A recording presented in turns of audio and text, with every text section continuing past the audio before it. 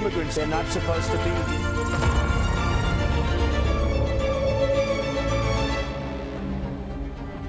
El operativo por parte de agentes federales en Minneapolis, Operation Metro Surge, marcó un antes y un después en la política migratoria interior de los Estados Unidos. Desde diciembre de 2025, más de 3,000 agentes federales fueron desplegados en la zona metropolitana. La magnitud no solo fue policial, sino también simbólica. Una ciudad diversa pasó de pronto a vivir bajo una lógica prácticamente de ocupación. El gobierno federal habló de seguridad, pero en las calles la experiencia fue otra.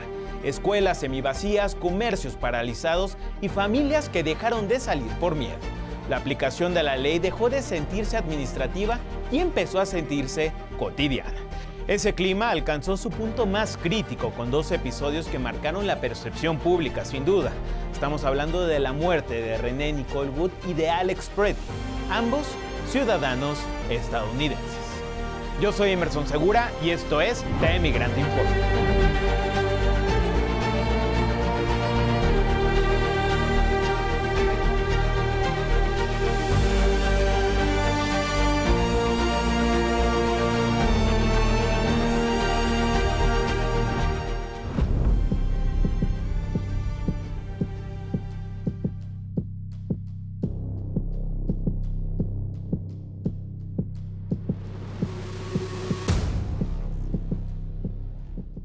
With that, and success that has been made arresting public safety threats and other priorities since this search operation began, as well as the unprecedented levels of coordination we have obtained from state officials and local law enforcement, I have proposed, and President Trump has concurred, that this search operation conclude.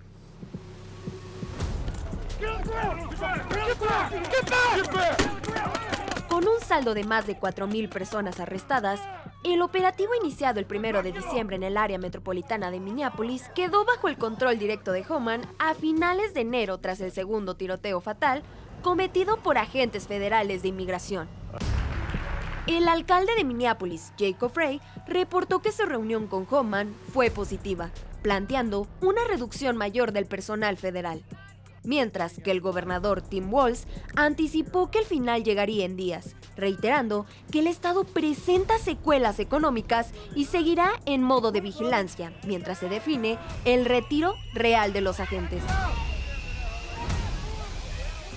They left us with deep damage, generational trauma. They left us with economic ruin in some cases. They left us with many unanswered questions. Where are our children? Minneapolis respondió con resistencia en las calles, vigilias y movilizaciones masivas que llegaron a paralizar la actividad cívica y económica. Con cierres de negocios y huelgas, mientras se multiplicaban los señalamientos por tácticas agresivas, operativos en escuelas y hospitales, y el impacto en comunidades inmigrantes, que en muchos casos optaron por ocultarse o cambiar rutinas por miedo a ser detenidas. El saldo humano y social que detonó las protestas fue el mensaje que impulsó el ritmo en Minneapolis. El operativo dejó una secuela que marcó a la ciudad. El asesinato de Renee Wood el 7 de enero y el de Alex Preddy el 24 de enero, ambos ciudadanos estadounidenses, que durante el punto álgido, agentes fuertemente armados enfrentaron la resistencia de los residentes molestos por estas tácticas agresivas. Aunque la administración de Trump presentó la operación como una acción contra extranjeros ilegales con perfil criminal, fueron detenidas personas sin antecedentes penales, incluidos niños y ciudadanos estadounidenses, lo que alimentó más la indignación local y convirtió las calles en un punto de choque diario. El fin, aún sin calendario fijo, se lee en Minneapolis como un cierre de una fase que puso a prueba la confianza pública, dejó heridas abiertas y convirtió la protesta local en un símbolo de defensa comunitaria frente a una ofensiva federal que para muchos cruzó límites que no deberían de ser normalizados. Hazel Ruiz, TV Migrante.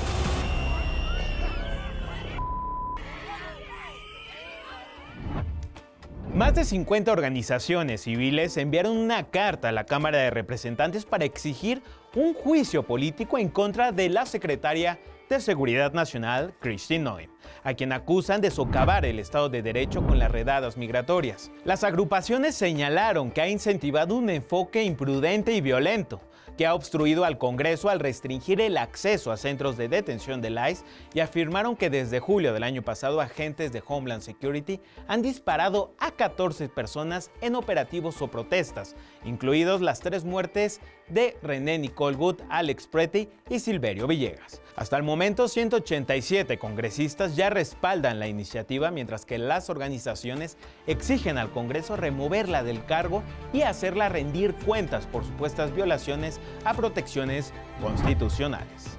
Informes sobre alimentos contaminados y la propagación de enfermedades como el sarampión surgen en medio de un reportaje realizado al interior del centro de detención ubicado en Texas, donde decenas de niños han alzado la voz en contra de un gobierno que hoy prioriza los números por encima de las infancias. Vamos a ver. La tensión nacional desatada por el arresto de Liam Ramos en Minneapolis dejó ver el vacío legal dentro de las instalaciones del Centro de Detención para Familias Migrantes de Dilley, Texas. Un reporte de ProPublica retrata algunas de las experiencias que marcaron la vida de cientos de niñas y niños que fueron detenidos allí junto a sus padres.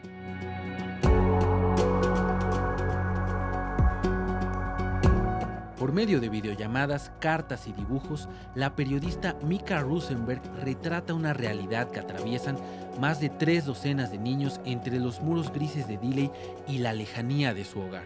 Hello, my name is Ariana V. I'm 14 years old and I'm from Honduras. Since I got to this center, all you will feel is sadness and mostly depression. Ariana Velázquez tiene 14 años. Llegó a Hicksville, Nueva York, desde Honduras junto a su madre, Stephanie Valladares, pero sus vidas quedaron marcadas por permanecer 45 días detenidas en Dilley. El testimonio de una niña venezolana de 9 años, identificada como Susek Fernández, también se suma al de Ariana y coincide con el temor que siembran los agentes en su persona desde que fue detenida junto a su madre en Houston, Texas. La verdad no me siento bien porque siempre hay un oficial que está, como molestando porque siempre no puedo ir a ningún lado. Otro caso es el de Alexander, un adolescente de 15 años originario de República Dominicana que fue detenido junto a su madre y su hermano mientras viajaban de Los Ángeles a Houston, y quien envió un mensaje de esperanza a los detenidos en Dilley. Y para los que están acá adentro, que sobre todo los que están en este centro, que principalmente tengan paciencia, que sabemos que en cualquier momento tenemos que salir. Datos de ProPublica señalan que 300 menores estuvieron más de un mes bajo custodia federal, reflejando una clara violación al Acuerdo de Flores de 1997 que limita a 20 días la detención de menores por autoridades gubernamentales. El gobierno republicano se justificó declarando el acuerdo como obsoleto al señalar que no se ajusta a las nuevas regulaciones sobre el cuidado infantil en los centros de detención migratorios. Inaugurado durante la era Obama, Dilley es un centro de detención levantado con el objetivo de albergar a familias que cruzaban la frontera. Es administrado por el gigante del negocio de las prisiones privadas, CoreCivic, vinculado al Partido Republicano. En 2021, el entonces presidente de los Estados Unidos, Joe Biden, ordenó la suspensión de las instalaciones migratorias al asegurar que el centro no debería dedicarse a la detención de menores. Poco después de regresar a Washington, Donald Trump reanudó las operaciones de dichas instalaciones como parte de su campaña de deportaciones a nivel nacional. Desde su reapertura, alrededor de 3.500 personas han sido detenidas, la mayoría sin antecedentes penales, según señala ProPublica. Tras la publicación del reportaje de Rosenberg, ICE liberó a cerca de 200 personas sin dar explicaciones. Sergio Omar Cordero, TV Migrante. En TV Migrante tuvimos la oportunidad de tener una charla con el artista Sergio Arau y la productora Yareli Arizmendi, quienes nos comparten un balance justamente sobre el momento en el que pasa la actual administración de Donald Trump y cómo los movimientos culturales, la resistencia migrante, son un faro de luz justamente para alzar la voz en estos tiempos. Vamos a ver.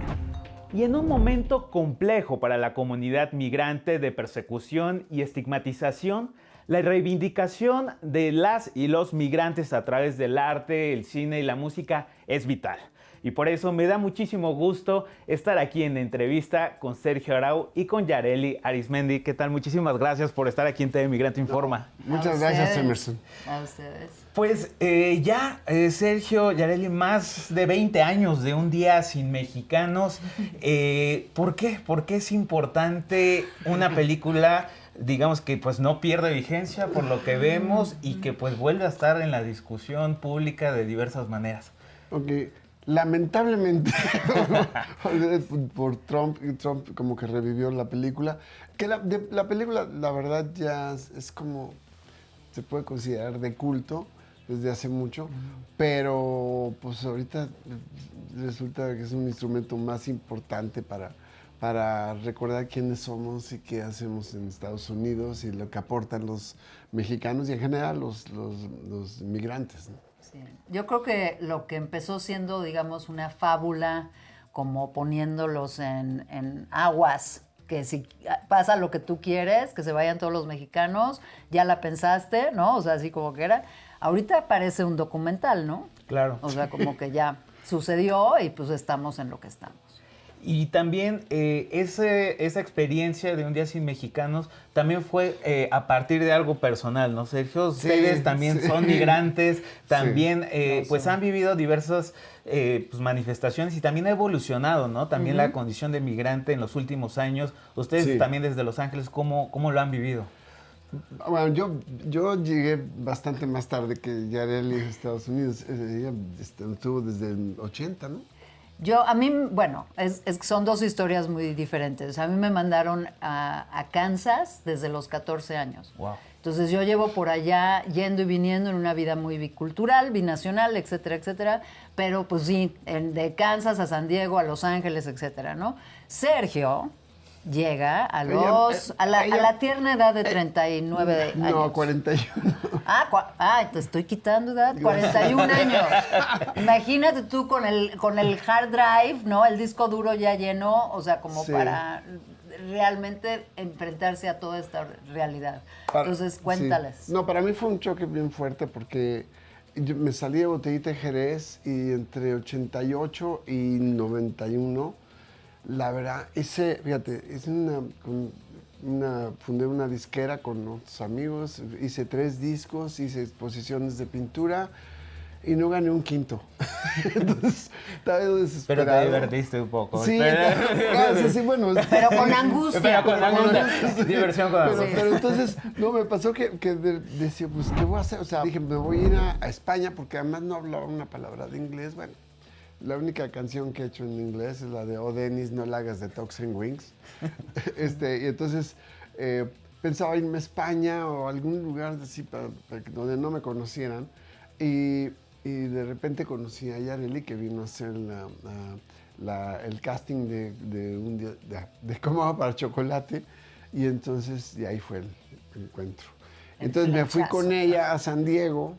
Pero sí fue un momento medio difícil porque además luego, pues recién llegado, dice Pete Wilson, el gobernador, se estaba reeligiendo y su campaña incluía la propuesta 187, que claramente era echarle la culpa de todos los males de California a los mexicanos. Sí, era una especie de reproducción trompeada así de 30 años atrás.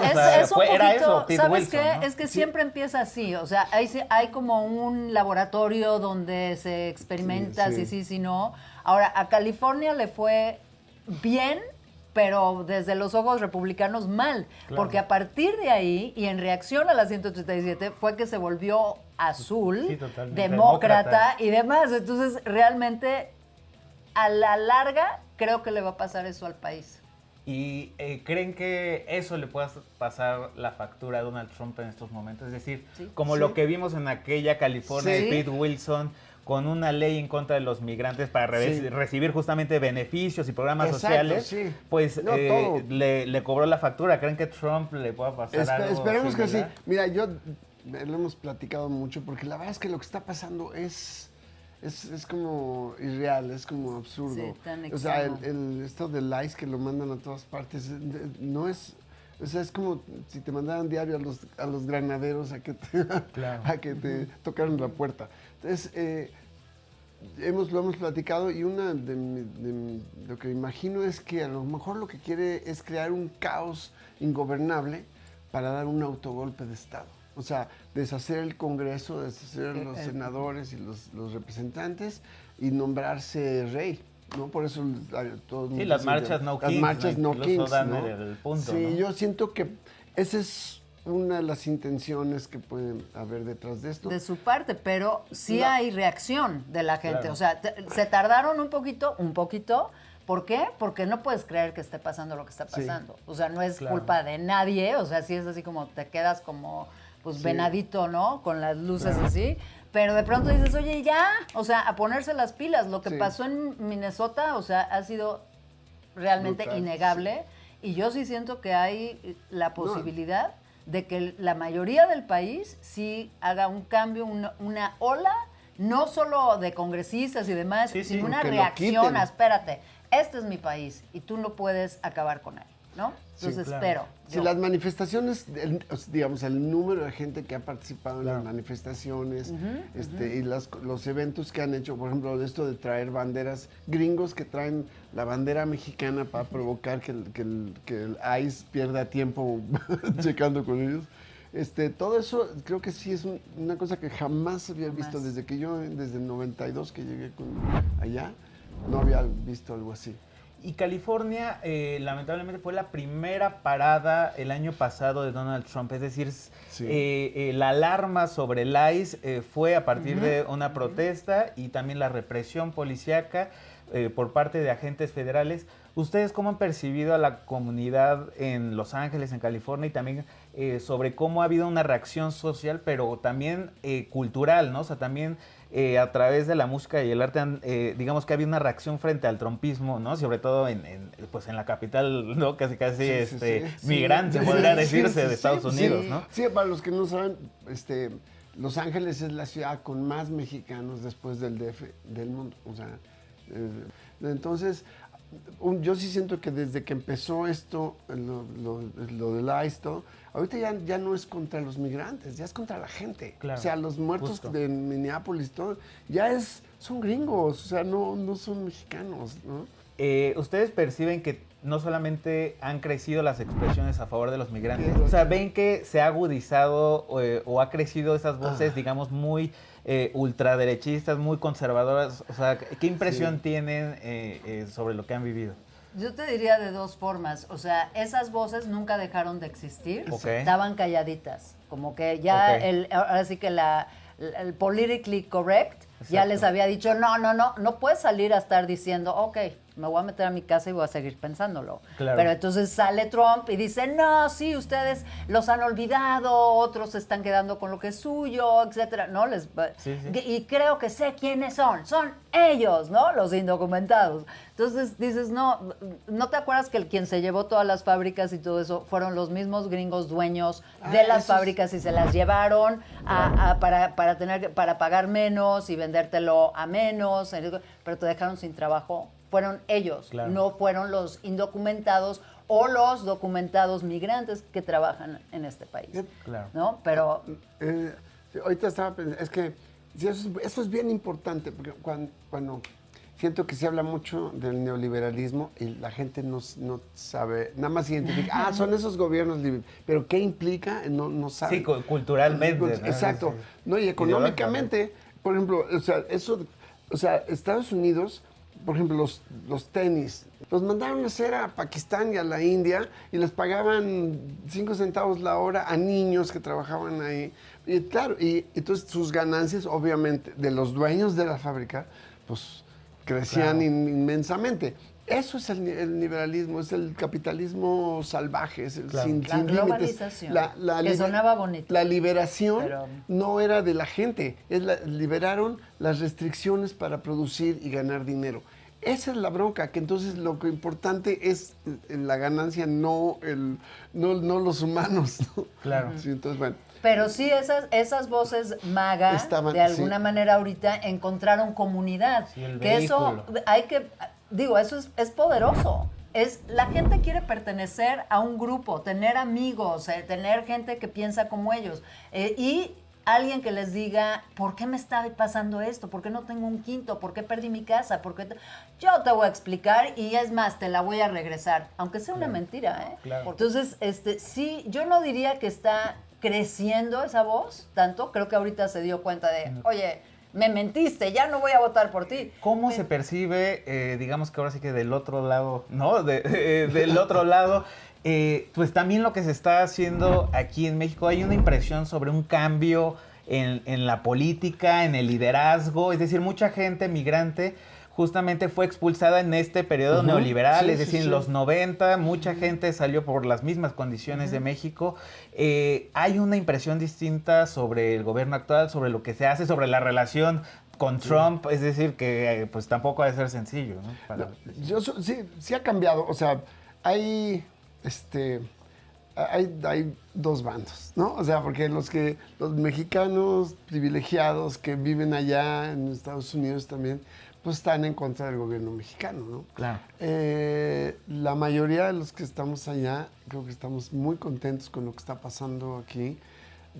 Te confieso, bueno, yo desde el 68 que entré a la prepa y ahí fue cuando me cambió la visión de la vida, pues he estado en cientos de marchas, para no exagerar, en cientos de protestas, he firmado, he tocado en las manifestaciones, ¿no?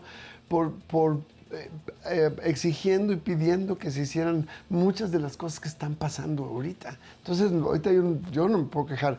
Y hay mucha gente, la mayoría de los que no son estos privilegiados que ahora se mudaron a sus condominios en Nueva York o en ¿cómo se llama? Las Taco Towers en Coronado, en pero ese ya no, Coronado. ese ya se quedó. Pero bueno, sí son lugares donde se reúnen mexicanos muy ricos y todo. Y pues los que están de trabajadores, yo creo que están, en general, yo siento que están muy, muy contentos.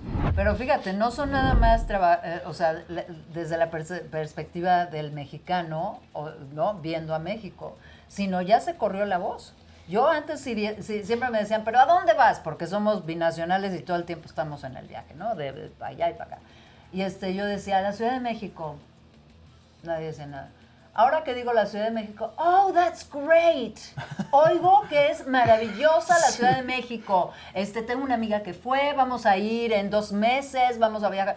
Yo digo, ¿tú? O sea, mi amiga de la clase de ejercicio y mi amiga, o sea, así como que gringos que dices, ¿tú cómo sabes ahora de México? ¿Qué onda? Sí. Bueno, ¿no? sí.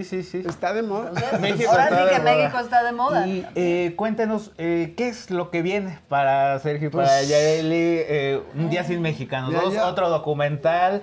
Mucho de tu trabajo, Sergio, pues también pues viene de inspiración de la cultura mexicana, muchos luchadores. Hace poco veíamos incluso el Trump, el oso, ¿no? El oso. O sea, Tromposo. el tromposo, o sea, de muchas fuentes. ¿Qué viene para ustedes? Híjole, bueno, A mira, ver. ya hasta me cansé de decir que vamos a hacer la segunda parte de Decir Mexicanos, pero es que ya estábamos listos y nos cayó la pandemia, se pospuso.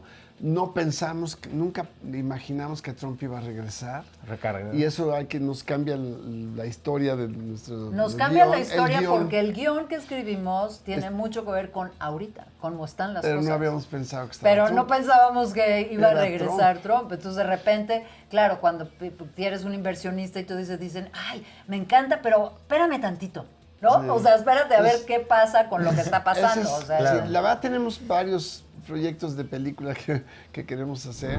Entre otros, un documental sobre lo que está pasando, que se llama Los Expedientes Mexicanos, que responde a una pregunta que se hace un gringo, de, ¿qué hacen todos estos mexicanos en mi país? Entonces, nada más queremos explicarles qué Siéntate, hacen, qué siéntate aportan. y tranquilo, te vamos a Porque la historia es muy clara, ¿no? Ahí está la historia, pero ¿sabes qué? Descubrimos que no hay un solo libro en las universidades gringas que hable de la relación, de la historia de México y Estados Unidos. O sea, nada más que saben lo de el Álamo y la batalla del Álamo y es todo lo que saben, ¿no? Y de saber todo lo que hizo. Claro. Para mí no es una coincidencia que hayamos perdido el territorio en 1847, porque en 1849, 2 años después, descubrieron el oro. Fue la fiebre del oro. ¡Qué casualidad! Bueno, sí, por eso querían California, que no tenía nada que ver con lo que estaban peleando y luchando en la guerra, ¿no?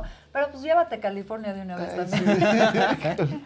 Pero bueno, de otros proyectos, pues tenemos nuestro super show Tocada y Fuga, la stand-ópera, que es parte de tenemos que seguir siendo humanos, viéndonos las caras en vivo y riendo y gozando, ¿no? Sí. Entonces eso vamos a estar, bueno, el 20 de febrero en el Teatro, de la Ciudad. Esperanza Iris, es un lugar muy lindo. Sí, no, ¿sabes qué? Le queda perfecto, porque además salimos de época y todo. Le decimos que es una stand-ópera porque es como stand-up, que ahora ya es muy popular eso. Yo le digo que es carpa. Así empezamos. Carpa, cabaret. Es que yo vengo de familia de carperos, de teatreros, de teatro de revista, cabareteros. O sea, es mi familia. Así que bueno. Y yo te cuento nada más, en otro personaje que voy a hacer es de escritora, Yareli Arismendi, la novelista. Sale mi libro en marzo. Wow. Pasado Perfecto. Pasado Perfecto, y podrías contar un poquito, un adelanto de qué va. Bueno, Pasado Perfecto. La muerte es inevitable, la familia no. Wow. Con eso los dejamos para que en marzo ya sale. Almuzara lo publica. Perfecto. Pues, Yareli, Sergio, muchísimas gracias por su tiempo y por recibirnos aquí en este lugar increíble. Y pues, muchas gracias por siempre abrir las puertas para TV Migrante. Siempre. Ahí estamos. Muchas gracias por el espacio. Yo soy Emerson Segura y muchísimas gracias por estar en esta entrevista de TV Migrante. Nos vemos. Hasta la próxima.